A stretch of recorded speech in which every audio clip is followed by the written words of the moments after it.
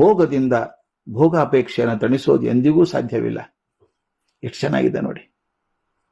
ಭೋಗದಿಂದ ಭೋಗಾಪೇಕ್ಷೆಯನ್ನು ತಡೆಯೋದು ಸಾಧ್ಯ ಇಲ್ಲ. ಅದು ಹೇಗಿದೆ ಅಂದ್ರೆ ತುಪ್ಪದಿಂದ ಬೆಂಕಿಯನ್ನು ನಂದಿಸಲು ಪ್ರಯತ್ನ ಮಾಡೋದಾಗಿದೆ. ಬೆಂಕಿ ಆರಿಸ್ಬೇಕು ಅಂತ ತುಪ್ಪ ಹಾಕಿದ್ರೆ ಏನಾಗುತ್ತೆ? ಮತ್ತೆಷ್ಟು ಭುಗಿಲು ಹೇಳ್ತದೆ ಅದು. ಹಾಗೇನೆ ಭೋಗದ ಆಸೆ ಆಸೆ ಆಸೆ ಆಸೆ ನಮ್ಮನ್ನ ತಣಿಸೋಕೆ ಸಾಧ್ಯವೇ ಇಲ್ಲ. ಇನ್ನಷ್ಟು ಭೋಗ ಬೇಕು ಅಂತ ಅನಿಸುತ್ತೆ ಮನಸ್ಸಿಗೆ. ಕೊನೆಗೆ ಕಾಡಿಗೆ ಹೋದ, ದೀರ್ಘ ತಪಸ್ಸನ್ನು ಆಚರಿಸಿದ, ಪುಣ್ಯ ಸಂಪಾದನೆ ಮಾಡಿದ. ತನ್ನ ಜೀವಿತಾವಧಿ ಮುಗಿದ ಮೇಲೆ ಅವನು ಸ್ವರ್ಗಕ್ಕೆ ಹೋದ. ಅವನಿಗೆ ಅಲ್ಲಿ ಭವ್ಯ ಸ್ವಾಗತ ಕಾದಿತ್ತು.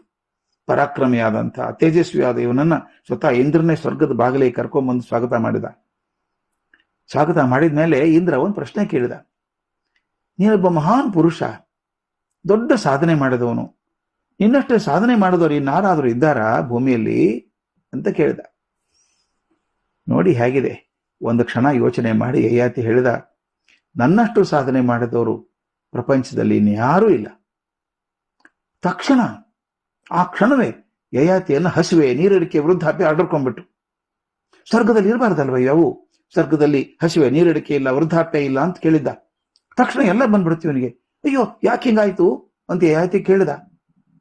ಇಂದ್ರ ಹೇಳಿದ, ಒಂದು ಕ್ಷಣ ನಿನ್ನಲ್ಲಿ ಅಹಂಕಾರ ಮೊಳದ ಕೂಡಲೇ ನಿನ್ನ ಪುಣ್ಯ ಎಲ್ಲ ಕರಗೋಯ್ತು. ಏನ್ ಪುಣ್ಯ ಮಾಡಿದ್ದಲ್ಲಿ ಇದು ವರ್ಷ ಎಲ್ಲೂ ಕರಗೋಯ್ತು. ನೀನು ಭೂಲೋಕಕ್ಕೆ ಹೋಗಿ ಬೀಳ್ತೀಯ ಅಂದ.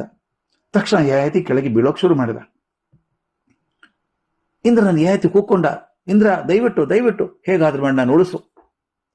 ಇಂದ್ರ ಹೇಳಿದ, ನಿನ್ನ ಉಳಿಸೋ ಶಕ್ತಿ ನನಗಿಲ್ಲಪ್ಪ, ಆದ್ರೆ ನೀನು ಎಲ್ಲಿ ಬೀಳ್ಬೇಕು ಅಂತೀಯೋ ಅದನ್ನ ಅಲ್ಲಿ ಬೀಳಿಸುವಂತ ಅಧಿಕಾರ ನನಗಿದೆ.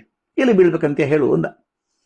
ಯಯಾತಿ ಹೇಳುವಂತ ಮಾತು ಸ್ನೇಹಿತರೆ, ಹಾಗಾದ್ರೆ ನಾನು ಬೀಳಿಸೋದೇ ಆದ್ರೆ ಇಂದ್ರ ದಯವಿಟ್ಟು ನನ್ನ ಸಜ್ಜನರ ಮಧ್ಯೆ ಬೀಳಿಸಪ್ಪ, ಹಾಗಾದ್ರೂ ನಾನು ಅವರಿಂದ ವಿನಯ ಕಲಿತು ಪುಣ್ಯ ಸಂಪಾದನೆ ಮಾಡಿ ಮರಳಿ ಬರ್ತೇನೆ ಅಂದ.